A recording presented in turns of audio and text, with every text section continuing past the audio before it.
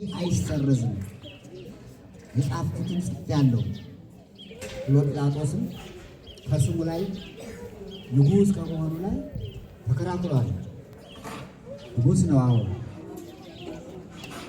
አትጻፍ ያሉበት ምክንያት እሱ ራሱ ንጉሥ ነኝ አለ እንጂ እኛ አልሰየምነውም፣ የእኛ ንጉሥ አይደለም ብለው ነው። መስቀሉን ደግሞ ሁሉ ስለሚያየው ሁሉ ስለሚያነበው መጨረሻ ላይ የተጻፈው ጽሑፍ እነሱን የሚያጋልጥ ነው። ኢየሱስ ክርስቶስ ናዝራዊ ንጉሥ አይሁድ፣ የናዝሬቱ ኢየሱስ ክርስቶስ የአይሁድ ንጉሥ ነው የሚል ጽሑፍ በዚያ ላይ ስለተቀመጠ ዓለም ንጉሥ መሆኑን ያውቀዋል። የእኛ ገዳም የስልጣን ቤተክርስቲያኑ አንድ ስዕልና አንድ ጽሑፍ አለ። እኔ በሰሞን የተመለከትኩት ችግሩ ከመፈጠሩ በፊት አንድ ሳምንት ሰንብቻለሁና ከብዙዎች ስዕላት ይልቅ ንግሥት ሳባ እና ሰሎሞን ስዕል በተለየ አመለካከት ሲመለከቱት እኔም ተመልክቻለሁ። ጽሑፉን በደንብ አድርገው ይህ ገዳም የኢትዮጵያ ገዳም መሆኑን ተረድተውታል። የሚናቅ ነገር የለም።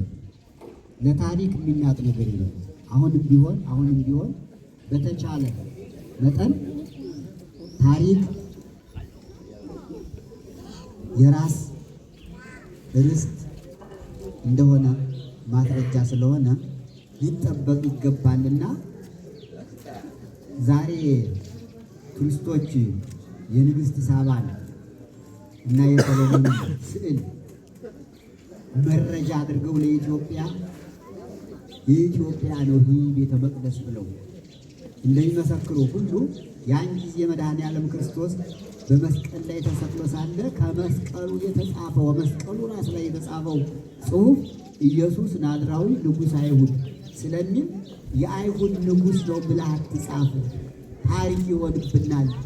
አላነገስ ነው አልብነ ንጉሥ ዘእንበለ ቄሳር፣ ያለ ቄሳር ሌላ ንጉሥ የለንም፣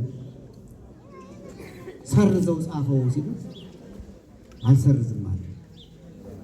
እስከ ዛሬ ድረስ አለ። በዓለም ቋንቋ ክርስቲያኖች ተብለው በሚጠሩት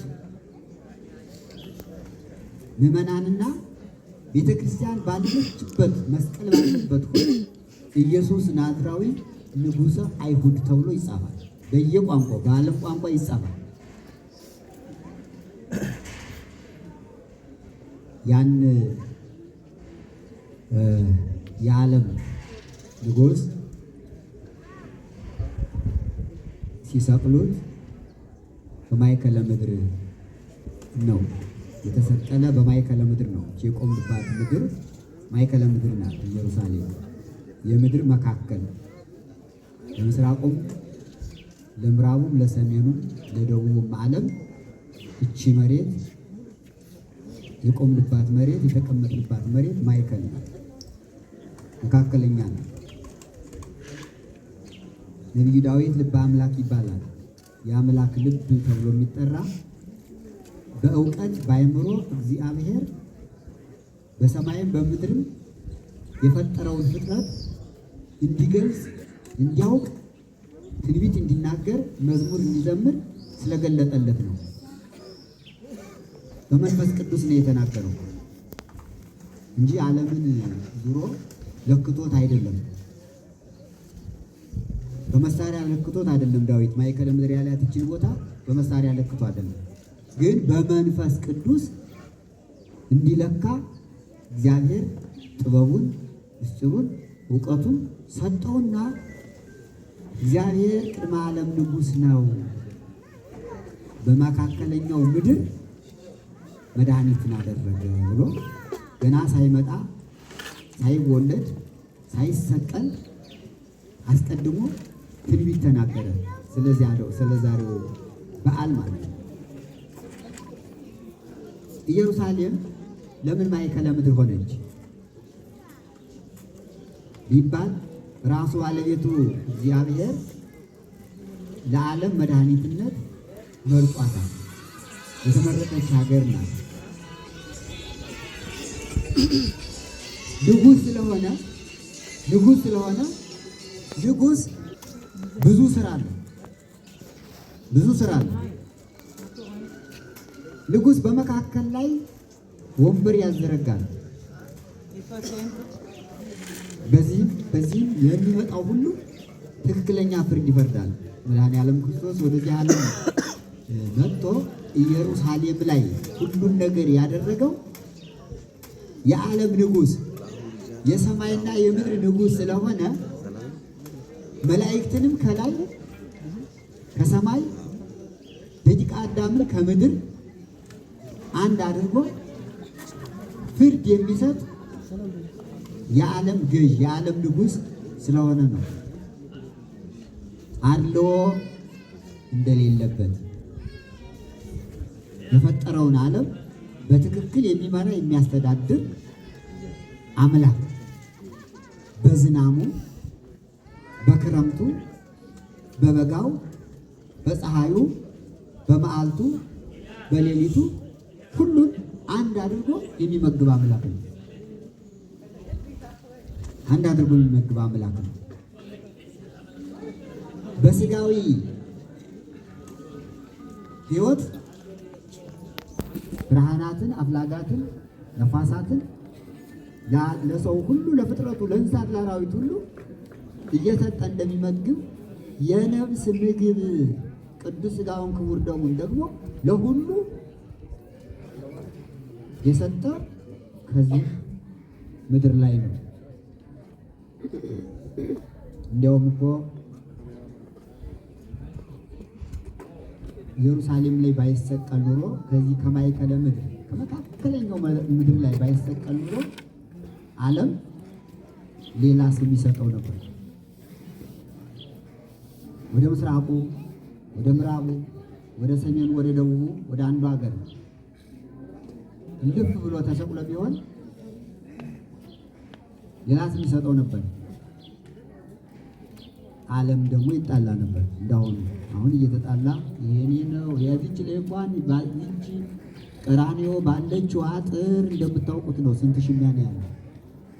የለም ወደ ሰሜን ስለተሰቀለ የኛ ነው ይሉ ነበር። ሰሜን ነው ወደዚህ ያሉ ወደዚህ ሀገር ወደዚህ ተሰቅሎ ይሆን ደቡቡ የኛ ነው ኢየሱስ ክርስቶስ ሌላው እዚህ መገኘት የለበት ምዕራብም ምስራቅም እንደ ይሆን ነበር። ከመካከል ላይ ተሰቅሎ እንኳን ያለ ሻማ ታውቁታላችሁ አይደል? ያለ ሻማ ይሄኛ ነው ይሄኛ ነው። ሰው ይጣላበታል። እሱ ግን በመካከል ላይ ያደረገው መድኃኒትነቱን በመካከል ላይ ያደረገው ለመጣው ሁሉ ላመነበት ሁሉ መድኃኒት ስለሆነ መካከል ላይ ያደረገው ይላል። ዳኛ የወል ምሰሶ የመሃል ይባላል። ዳኛው እሱ ነው። ምሰሶ መስቀሉ ነው። ቤቱ ቤተ ክርስቲያን ናት። በደሙ ቀደሳ በዕፀ መስቀሉ አተባይ በደሙ ቀደሳት በመስቀሉ መሰረታት። መሰረ ቤተ ክርስቲያን ይለዋል መስቀሉ። በመካከል ላይ መስቀሉ የተተከለ የዓለም ምሰሶ ስለሆነ ነው። መስቀል ለዓለም ምሰሶ ነው፣ መሰረት ነው። በውሃና በደም ነው የሰራት ቤተ ክርስቲያን። በደሙ ቀደሳ ወማይ ዘወይዘ እንገቦሁ አጥመቃ። በቀኝ ጎኑ በጦር ሲወጋ የፈሰሰው ደሙና ውሃው ለቤተ ክርስቲያን መሰረቱ ነው። ጣራና ግድግዳ ሆነና ጠፈር አለ ቤተ ክርስቲያን መሰረተ ቤተ ክርስቲያን የቤተ ክርስቲያን መሰረት ቤተ ክርስቲያን ጉልላት የቤተ ክርስቲያን ጣራ ግድግዳ መስቀሉ ነው ይላል። መስቀል መልዕልተ ሁሉ ነገር መስቀል ከሁሉ በላይ ነው። ከሁሉ በላይ ነው። ሲሰቀል ከራሱ በላይ ትርፍ አለው የመስቀሉ።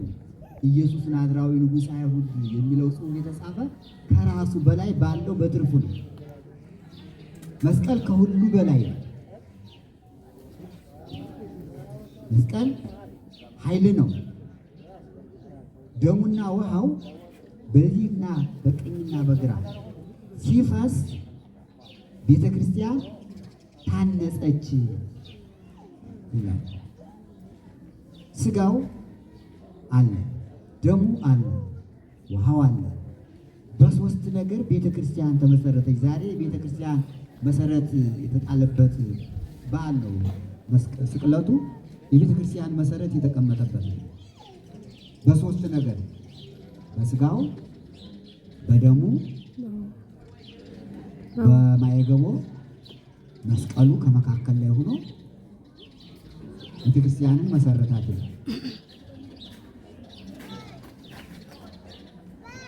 ወበእንተ ኃጣውኢነ ተሰቅለ ዲበ ዕፀ መስቀል በስጋው፣ ስለ ኃጢአታችን ስለኛ ኃጢአት በመስቀል ላይ ተሰቀለ።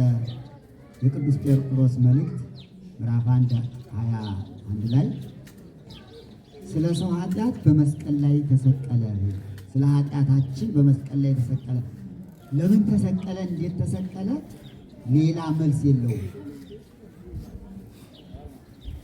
ሌላ መልስ የለውም።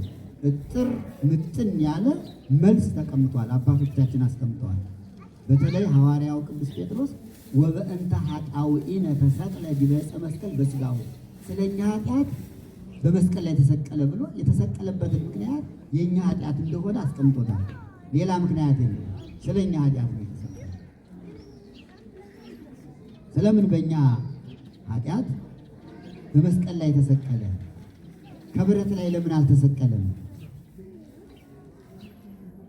ከድንጋይ ላይ ለምን አልተሰቀለም? ሌላም መሳሪያዎች አሉ በዚህ ዓለም። በእንጨት ላይ የተሰቀለ ለምንድን ነው ይባል? ምስጢር አለው፣ ትንቢት አለው።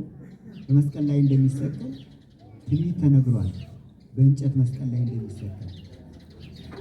ሌላው ይህን ሁሉ መከራ እንዲቀበል ያደረገው ዕፀ በለስን አዳምና ሔዋን ዕፀ በለስን ስለበሉ ነው። ማር በልተው ቢሆን ሌላ ነገር በልተው ቢሆን በእንጨት ላይ አይሰቀልም ነበር። በእንጨት የተሰቀለበት አዳምና ሔዋን የተሳሳቱ ኃጢአት የሰሩ በእንጨት ምክንያት ስለሆነ ማለት ነው። አንዱ ምስጢር ደግሞ ይሄ ነው። ዕፀ በለስን ስለበሉ የዕፀ በለስን ፍሬ ስለበሉ በዕፅ ላይ ተሰቀለ። በእንጨት ላይ ተሰቀለ። እጆቹን እግሮቹን ተቸነከረ። መራራ ሐሞት ጠጣ። የአይሁድን ግርማ በዓይኑ ተመለከተ። መስቀል ተሸክሞ ተጓዘ። ይህ ሁሉ ለምን አስፈለገ? ከተሰቀለ ተሰቀለ። አይበቃም ወይ? እጆቹን እግሮቹን ለምን ነው የተቸነከረ? መራራ ሐሞት ለምን ነው የጠጣ? ምስጢር አለ። ዕፀ በለስ ሲበላ 5 ምክንያት ነበረው። ሔዋን ዕፀ በለስን ስትበላ መጀመሪያ በዓይኗ አይታለች። ማየት ይቀድማል፣ ከሁሉ ማየት ይቀድማል። ዓይን ለክፉም ለበጎም ምክንያት ነው። ዓይን ክፉውን አይቶ ተመልክቶ ክፉ ነገር ከሰራ ዓይን ለሞትም ለቅጣትም ምክንያት ነው።